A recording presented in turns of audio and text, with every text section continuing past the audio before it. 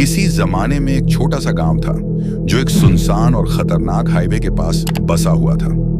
ये हाईवे बहुत ही रहस्यमय था और लोग कहते थे कि यहाँ रात के समय भूत प्रेत घूमा करते हैं। लेकिन दिन के वक्त यह हाईवे सामान्य था, लोग आ जा सकते थे और आवाजाही में कोई समस्या नहीं होती थी। गांव वालों की बातों में अक्सर इस हाईवे की डरावनी कहानियां सुनने को मिलती थी। रात होते ही लोग घरों में बंद हो जाते थे और बाहर जाने से डरते थे। इस हाईवे को भूतिया हाईवे के नाम से जाना जाता था।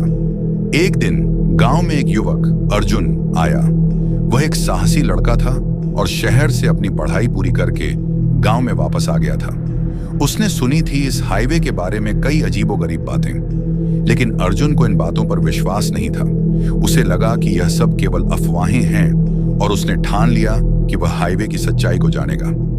अर्जुन ने एक रात को इस हाईवे पर चलने का निर्णय लिया। वह रात के समय हाईवे पर अकेला ही निकल पड़ा। उसके हाथ में एक टॉर्च थी और मन में निडर था। जैसे ही वह हाईवे पर कदम रखा, उसने महसूस किया कि हवा में कुछ अजीब सा था। पेड़ पौधे हिल रहे थे और दूर से कोई धीमी आवाज आ रही थी, जैसे कोई खामोशी में बातें कर रहा हो। अर्जुन जब हाईवे पर और आगे बढ़ा तो उसने देखा कि सड़क के किनारे एक पुरानी और खंडहर जैसी हवेली खड़ी थी। वह हवेली काफी समय से वीरान पड़ी हुई थी, लेकिन आज रात उसकी खिड़कियों से हल्की सी रोशनी झलक रही थी। अर्जुन के मन में यह सवाल उठा कि क्या सचमुच यहाँ कुछ अजीब हो रहा है। अर्जुन धीरे धीरे हवेली के पास पहुंचा और देखा कि दरवाजा खुला हुआ था। उसने अंदर झांका, लेकिन कोई दिखाई नहीं दिया। लेकिन जैसे ही वह अंदर जाने के लिए कदम बढ़ाता, अचानक उसे पीछे से एक धीमी सी आवाज सुनाई दी, मदद करो। अर्जुन ने पीछे मुड़कर देखा, लेकिन वहां कोई नहीं था। फिर उसे महसूस हुआ कि वह अकेला नहीं है, कोई और भी उसके आसपास है। अर्जुन डर के बजाय साहसिकता से उस आवाज की ओर बढ़ने लगा।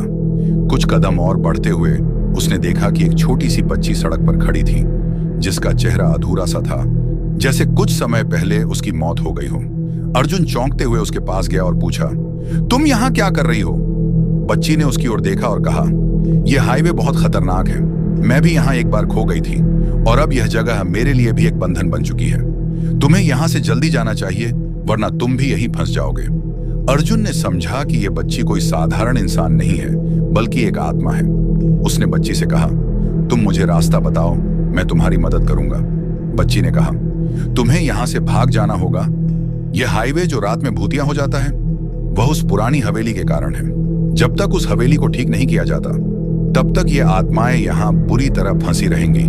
अर्जुन ने बच्ची की बातों को ध्यान से सुना और फिर वह हवेली की ओर बढ़ा। हवेली में घुसते ही उसने देखा कि वहां कई पुराने फोटो थे, जिनमें अजीब अजीब चेहरे थे।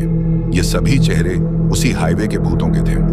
अर्जुन को समझ में आया कि यह जगह एक समय किसी बड़े परिवार का घर हुआ करती थी, लेकिन एक दुखद घटना के कारण यह परिवार नष्ट हो गया और उसके बाद यहाँ अजीब घटनाएं होने लगीं। अर्जुन ने ठान लिया कि वह इस जगह को सुलझाएगा।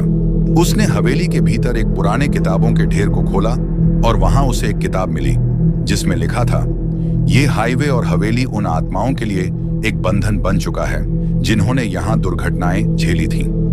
इन आत्माओं को शांति तभी मिलेगी जब हवेली की पुरानी गलतियां सुलझाई जाएं। अर्जुन ने इस किताब में दिए गए मंत्रों को पढ़ा और एक विशेष तंत्र का प्रयोग किया।